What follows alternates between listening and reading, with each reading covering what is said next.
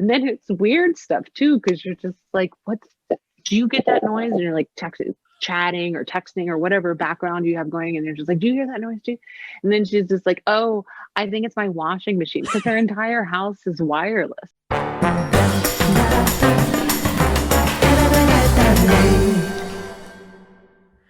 Working at events since 2005, I've always been inspired by people coming together to share ideas.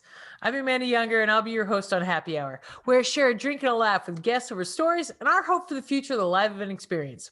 Today, I'm speaking with Monica Moore, event production, stage production, director of all things in Times Square.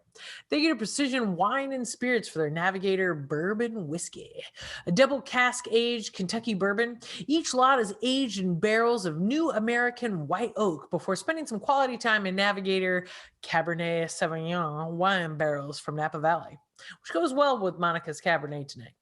Also, thank you to Woodford Reserve for their delicious bourbon cherries I got to enjoy in my John Collins. Finally, thank you to Cheeky Cocktails for their fresh ingredients. Today, we use their simple syrup and lemon juice. Be sure to check out their products. Yeah, check out their products online and use the code HAPPY HOUR, HAPPYHOUR, for a special discount. Special thank you to Laxamana Media. You create, we capture. And be sure to continue the conversation with us online at eventspeak.com.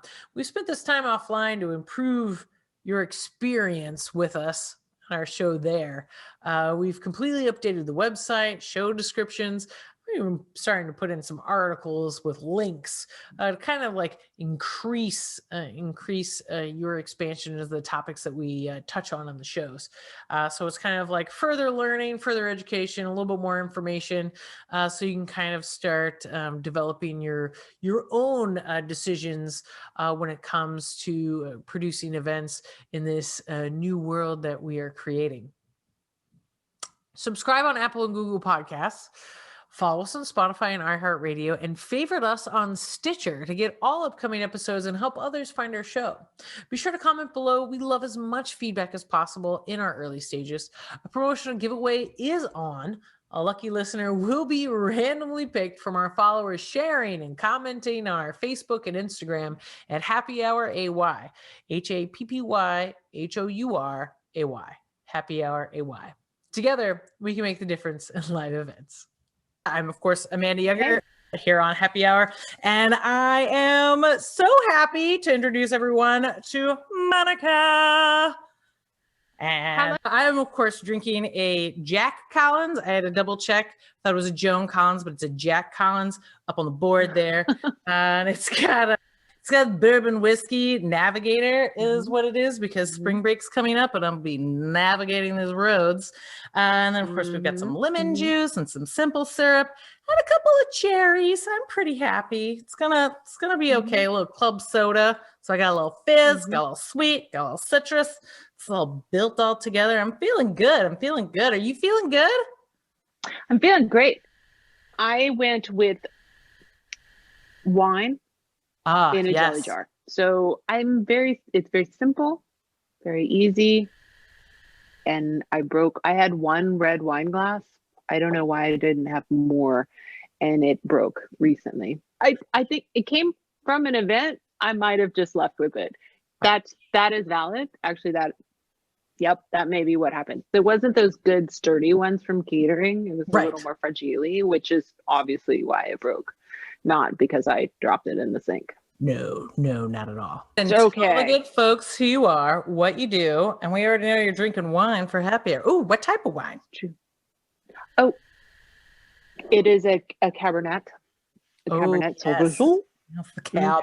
I don't drink a lot at home, so my new thing, if I will tell you, is little tiny bottles. Not like little airport bottle tinies, but like half bottles. Yeah. Because I just like I said, I don't drink a lot, and I have screw tops, which is not uncool like it was when I was in school. It's totally cool now to have screw tops. It's true. But the small bottles, because then you can have a glass here, you can have a glass there, and it doesn't go bad. Because I recently learned that wine goes bad, and I think I just never knew that because I used to drink wine faster. Just drink it all. But now I'm like going at a week later and it's just like it turns really fast. It does. So small bottles. That's small the bottles, answer. folks. Small bottles, everybody. Small bottles. Thank you. I'm Monica Moore. I'm a production manager, producer, live events, predominantly. Have yet to figure out actually what to put on my business card, but most often am I identified as a production manager these days. I like it. I like it. And we actually met at the Frise Art Fair over at Randall's Island, and I think there was a media company that maybe shall not be named. They had a summer event there also at Randall's Island here in New York City. And of course, you've had an amazing history with New Year's Eve on Times Square. I also did a Times Square event, but I only did it once because once is all I needed. I was like, and I'm good. All right, Times Square, have a good day. What? So a Times Square event. Yes. Yes. Yeah, they are a different beast. They are a different beast. We used to do a lot more in Times Square. I mean, stuff happens in Times Square all the time, but specifically the kind of group attached to New Year's Eve, there was a series of things that we got to do outside of New Year's Eve in that world. So on the north end of Times Square is 2 Times Square, which is the Olive Garden. And above that used to be the Pontiac signs. I don't know who's doing those signs now, but and when Pontiac was there, we would make the Pontiac garage. So we would actually build a stage on that 4th floor setback. So it's outdoors above those signs, and we did it for like a couple music videos, like Avril Lavigne and couple of people. At one point we put a car up there on a lift. So like the animation in the screens was the car coming up and on a lift, and then it did the first screen and there the windows, and then it did the second screen, and then it came up above the parapet, and that was really cool. That was a lot of fun. That's pretty cool. Yeah, I like that. We had built a big stage and launched the new Coca-Cola sign, not the one now with the squares that don't really square in and out, the 3D one, but when they went from just a normal square to the kind of this one, that was a whole thing. It had like 5 minutes of content, and we launched it and and I called that one actually, which was cool. Yeah. Ooh. I never really know where to put it into conversations with new people, because it feels like if you don't lead with it, inevitably it comes up later, and they're just like, it's like a record scratch, or just because everybody knows New Year's, everybody has their version, their experience with New Year's Eve in Times Square. If they like, a handful of people have obviously come up with the like, oh, I've been, and then there's I watched it on TV with my mom, and just a lot of people have a connection to it. And so it's one of those things of like, it typically comes up in introductions, like, oh, this is Monica, she works on New Year's, and that's great because then it's just out there, and then waiting for someone to say mic drop, and you go like, speaking about ball dropping, they're like, no, we said mic drop. Oh, ball drop? That's me. Oh, sorry. Can I get that into the conversation? Oh, you weren't talking about? Well, okay, so I do New Year's Eve, and it's really, because inevitably, because like I'm sitting at like a cocktail party back pre-pandemia or something, and we're talking, and you get that question like, well, what do you do? And it's like, well, I work in event production, and and you kind of gauge like if they really care or if you're going to tell more about it, and then but then if people start going, oh, like weddings and stuff, you're just like, no, and then it's like, I work on New Year's Eve in Times Square. And it's weird, but I somewhat kind of feel like not apologetic about it, but it is a little bit of like, it's a big deal. And I know it's a big deal, it doesn't, I never really say like, I'm just not a big deal kind of person, I guess, for stuff that I do, We're such a big deal. We're such a big deal. So I also had this part of my life, which I don't do very much anymore, where I do permitting. And I was pulling the permits, the Department of Buildings permits for the Pope's stage at Yankee Stadium.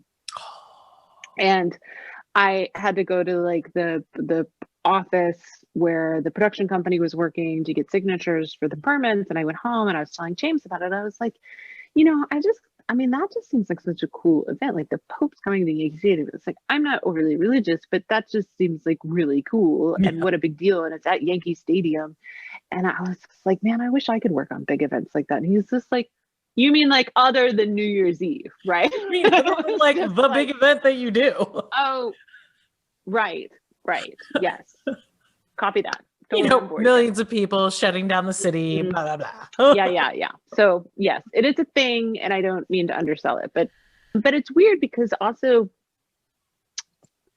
so I realized that there was a whole group of people who know me from college and life before who know me as a stage manager, because that's what I came to New York and did originally. So there's this assumption that I stage manage New Year's Eve. Like that's a default for a lot of people, but it's not true. And I haven't ever actually stage managed New Year's Eve. It's actually a DGA, stage management position, for the broadcast side of it. It's a live event and a broadcast, but the stage is DGA. And so that's not ever been my role, but it's hard they're like, well, what do you do? It's like, scheduling and I coordinate all of it. But also I used to do, when I was doing theater more, I would also say, I stage manage theater, and sometimes that was a little easier to explain. My dad was totally down with theater, and like he didn't really know what I did when I first graduated and came here. But on one of his first visits, I was doing a show at Union Square, and I was the production stage manager, and he sat in the booth with me. And then he got it, and that's just a small part of what a stage manager does, but then he got it, right? And he always loved being involved in my work and stuff, but then he went back to Dallas and became like the expert, like the local bar expert of like, well, it's Broadway if it has this and it's in this geographical location. She's on off Broadway, but she's like at $5.99, so she's like as high as she could be off Broadway. Like he was like the local bar expert on. Oh yeah, Steve. Oh, that's really exciting. Oh, you know what it is recently? I was the production manager for YouTube's Brandcast at Radio City Music Hall. Oh, that's my go-to in production. Like that is what I did in 2018 and 19, and that's what I was working on in 2020. And to me, that hits all the buttons in production team, right? Like in production speak, and in non-production speak as well, but production managing, being the production manager for 7-day load-in at Radio City, for YouTube, for Brandcast, like one of the upfronts, like everybody knows what all of that means in that world. And so, yeah, that's definitely a go-to. Nice. Okay. I feel like that's a feather in my cap. But how are you able to kind of pivot to digital? Yeah, I felt very grateful because I think, as with everyone, there was just this shutdown across the board. And so that kind of March, April, May is rather vague. I think there was a lot of couch sitting and ice cream eating and just being, like, oh, I've done this for 20 years. And what I do at that moment didn't exist anymore, and kind of reconciling with that. But then I'm very grateful, very lucky. I was able to do a project with YouTube. So it was through the production company that I work with quite a bit, Good Sense. They're amazing. And that's who I had done the Brandcast with, YouTube's Brandcast, because they had done it for many years. And then I came on board in 2018. And so this was an offshoot. This little thing that I did was an interview, 2 people. And, it was crazy. It was cool because it was June and that had just kind of started to, and come out of like, oh, let's do these virtual events instead. And it was a offshoot of the Brandcast as part of kind of a 4-day upfronts thing that had pivoted to a whole different platform and a whole different group of people. So this was just a very small bit of that, but I got to produce that and it was really cool, but it was just weird because you have 20 years of experience. It was 20 years in January 2020 that I've been in New York. Yeah. So you take 20 years of experience, but then you just immediately feel like it's all brand new. Right. Because obviously television happens and people know how to do television. But this isn't television because we don't have the same infrastructure and we're Right. not television people. And then you just have to figure things out. It needed to be cooler than Zoom because it had to have infrastructure. So we had this SD and a social distancing network. Wondering pivoted over to that, and they've just done extraordinary, but this is right at the beginning. And so you send a kit to this big deal YouTube person who lives way off the map somewhere and doesn't have a person. And so suddenly you have this difference, which is teching and asking them to plug in and troubleshoot and set their camera and then remember where they set it and don't move it till tomorrow. And then they come back and they're like, yeah, I don't understand why this isn't working today, and it's just you move your camera. But we told, okay, yeah, no, you're good. No, it's still fine. A-list, VIP, it's the type of worlds colliding of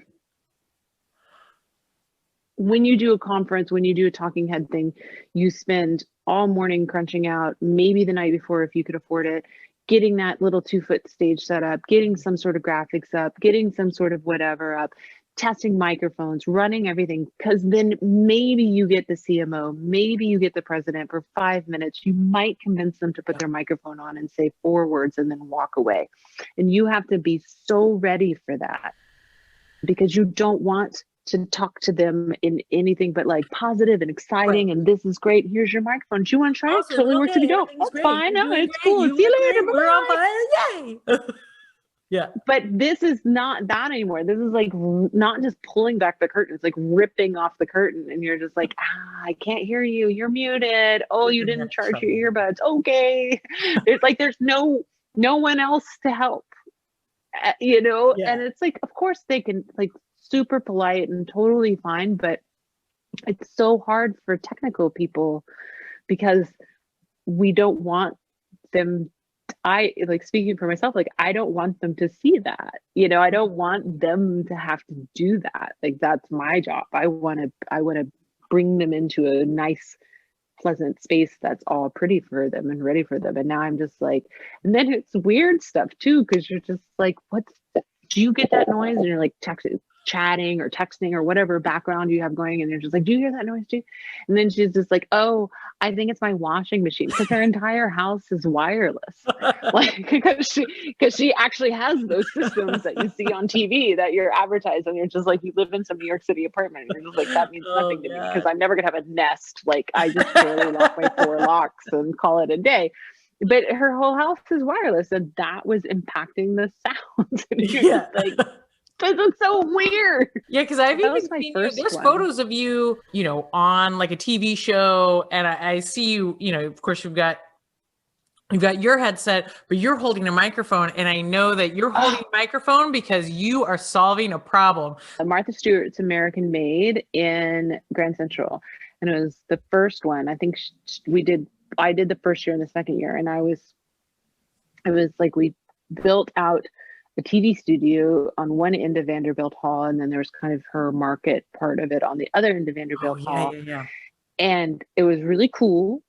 However, there was not a roof to the TV studio. Okay. And the way the sound works in that room is the sound goes up and hits that nice curved marble roof and just drops on the other side. Yeah. So not only was that happening, so the microphone sound was just we couldn't get it loud enough, right? You just could not get it loud enough. You couldn't get it to stay in this little room we had built. Yeah. But then it would just go over there. You could literally walk a football field and hear. And that's where you heard everything. But then, yeah, but the flip side was that the market shenanigans and rattling around and marketing stuff was then jamming up our world. Mm-hmm. Of course. And the only way we could get the sound was through actual get a microphone in your mouth sort of thing. The laud stuff just wasn't going to work. So they would do that for the talking head segments, right? But they couldn't do that in bold t-shirts. So it's Martha Stewart and Calvin Klein guy, Mickey something, doing a t-shirt folding demonstration, and nobody can hear them. So I'm now, and of course, then I'm like standing in, because you can't like be like, no, you're right in there. I was like, she's right in there. I'm like, tell me, Martha, how to fold a t-shirt. Unbelievable. You were not interviewing at all. No, and I just am not. I tell people all, like, oh, will I see you on TV? And I'm like, I hope not. Like, that is like, you should that's not good. You should not ever see me on solving TV. a problem if you see me. What protocols do you think are here to stay for the long run? Mm-hmm. Mask wearing and testing, I think, are going to stay for a while, because I just think that having New Year's was in person, and I'm doing some in-person stuff now. And but it wasn't like the same size mob as before. No, not at all. Not at all. And I actually think New Year's was kind of I was just talking to somebody about it the other day who worked on it with me. Like, it feels like a gold standard, because it was the kind of the perfect testing ground, in my opinion, in that it had to happen. I think there could be an argument made that it could have been virtual. However, the idea of New Year's and the ball dropping was going to happen. And I do think it was good morale and positivity, and for the city and for the world to a certain extent. So great. Once you embrace that it's going to happen, and you and our producers, the Times Square Alliance and Countdown Entertainment worked very closely with the city and the state, and had been thinking about it all summer into the fall, and plans were presented, and rules changed and restrictions changed, and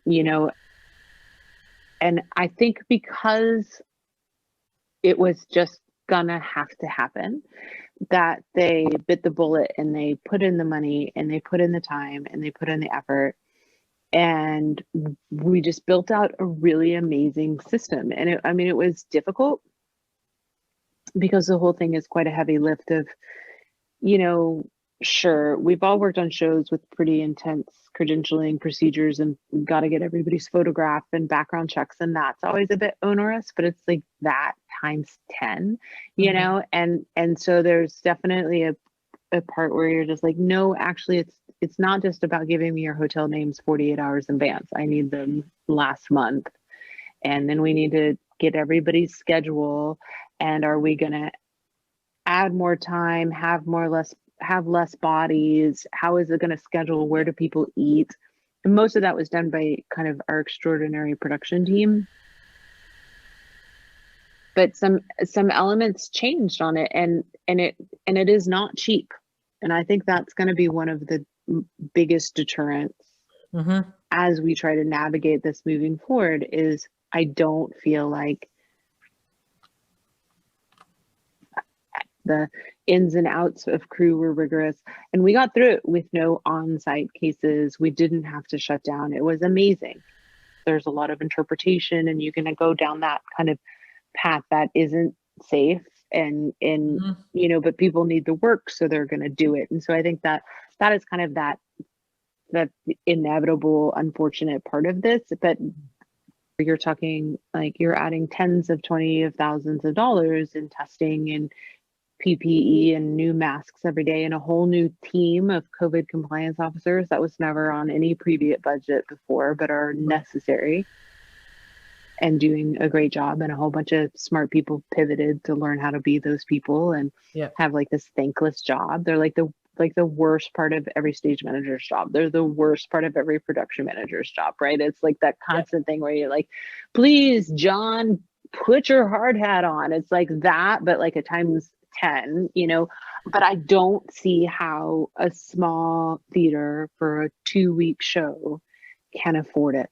And I think that's going to be that we're just going to go back to that divide where like you're downtown in shitty theater doing too many hours without your union because nobody can afford to pay the union dues, but you're making art and it's amazing and it's wonderful and I worked there and I loved it, versus like Broadway that has the money, has the backers, and can put the time into it. It's like any event industry safety.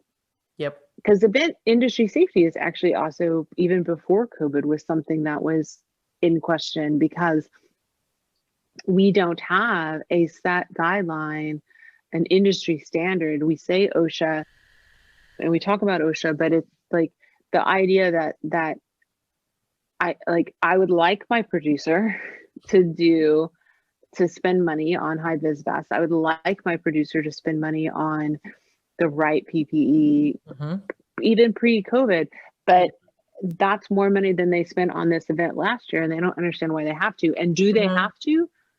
Because there's no standard, there's no repercussion if they don't. There's no, and so I think in that way, I think masks are around to stay. I think testing is around to stay because and also liability. Where does it fall in liability? And as a producer, where does it fall in finances of paying people? Are you just taking a sick day, or did you get sick because you came to my job? And now I have a whole group of people you just hung out with who have to go home. Do they get paid? Is it in a contract? Can I write it in a contract? Like, all of this is still being figured out. We're not all going to be vaccinated. And then you get into the question of like, as a producer, can I ask you if you've been vaccinated? Is that something I'm even allowed to know? It's a medical decision. Right. It isn't required. If I hire a truck driver, I want to know my truck driver can drive the truck and then he has a valid license. I'm going to run a background check and I'm going to know he has a good record. That is legally allowed. Where does the vaccination fall in that it's not a skill to do your job? Some would argue that, again, vaccination is not mandatory, and you may choose not to get vaccinated because of religious reasons. You may choose not to get vaccinated because of personal reasons that are none of my business. I also don't think that, we know enough right now that being vaccinated doesn't mean it's all better and it goes away. Like, it means a small group that everybody's vaccinated could potentially hang out for dinner without masks. Right. But once you go back out into that world, you still have to have masks on. So is it even that important? Whether you've been vaccinated or not, your temperature has been checked and you've signed basically a waiver that you go back to insurance with. And like, that's their vaccination card. I think it is. Yeah. Nor do I think it replaces that. Right. Got it. I actually need to, I actually can't speak to the science. Because vaccinations are like, some are 65% and some are 85, like, which vaccination did you get? And are you still at risk? You still need the protocol. Or can you still carry it and all of that stuff. So I actually don't think it's in lieu of, but I certainly feel like that like, just in the industry right now, in this little small sliver of it that I'm in, it's interesting because some people really just are happy to volunteer that they've been vaccinated. And it's like, fantastic. Still need you to wear a mask. Still going to take your temperature. Still going to ask you all the questions. Yep. But I think we're getting there. Like, everybody has that expectation. You build it into your schedule. You got to make sure there's a table and power off the first truck, off the first van to get your COVID table set up. You got to make sure people are going to wear their PPE and understand that they have to wear their PPE, and, but I think that's all here to stay. Nice. Okay. What I'm interested to see play out is, as 2020 kind of rolls out, everybody on New Year's, it was very interesting because quite a few, inevitably on New Year's, you have that conversation of like, what's next? What's next? What's next? And it was crickets. And I think it was a combination of everybody holding their breath and wanting to go back to real life, having not loved virtual events. Like, it didn't completely replace the fundraiser because you didn't make as much money. It's more difficult. It's weird. You don't have that visceral experience. People didn't love it. Are they buying tickets to it? Are they not? So I think there was like everybody kind of was holding their breath. TV had put a lot into the can coming into the end of 2020. So none of the shows were really going to start back up till spring on that level. And then coupled with just the financial repercussions of the crash of 2020, like a lot of producers lost non-refundable deposits. A lot of companies have closed. A lot of people don't have the money. And we all know events don't start tomorrow. They start, and I'm going to book a venue, and I'm going to make a plan, and I'm going to have a show in a month, earliest. And so I'm actually just really interested to see if this year specifically, and then beyond, like I think some of the virtual events reached a larger audience. Like they suddenly opened up to a whole new group of convention goers who could never afford a weekend in whatever city you were in, but could go online. And so there were some very exciting benefits to it. But I'm just excited to see if we just do another slate of virtual events. Like if everybody who had a virtual event last year from July to December is scheduled and excited and is going to do a virtual event in 2021, that I'm curious to know if that will happen. Yeah, I mean, I read an article. I've been reading. It's exciting. It's exciting to know you can read. I'm glad. What's up? That's I great. no I idea. don't. What's been going on? I don't. I just do headlines and like Instagram. What's happening? I just do it quick. I'm like a TikToker. If you're not dancing, I don't read it. And I'm like, oh, okay. No, I read about a lot of people, a lot of donors, I should say, a lot of charitable donors, how during this time of virtual, they have reassessed the need to, go to a gala where a lot of money has been spent, when their donation should go directly to the cause or the thing or the whatever, not necessarily half goes to the budget of this thing for you. Interestingly enough, even prior to pandemia, I felt like that is always what you run up against in a gala. That's always what you run up in a gala. Sometimes more than others, some years more than others, some charities more than others. Like you want to give them a show, but you can't look like you're giving them a show. If you aren't going to clear X amount of dollars, it is not, there's no reason to do the fundraiser, no reason to do the gala. And so that's already been a huge discussion. I think though, on my very limited encounter in just virtual galas, like I just don't know if they raise, first of all, virtual galas, not exponentially cheaper. Yeah. Sure, I'm not spending $90,000 to go into Cipriani's. Great. However, I am producing a 90-minute video. Yeah. And that is not cheap. No. And I have to have a staff, and I have to have content, and I have to have videos, and I have to have graphics, and I have to stitch it all together, and I have to pay for music rights, and I have to pay for studio time for the artists to go to a studio here, and then a studio time here, and then, oh, well, they want to rehearse here, and then, oh, well, we need 3 days with these people, and it's not necessarily cheaper. Right. And so people tend to think it's cheaper.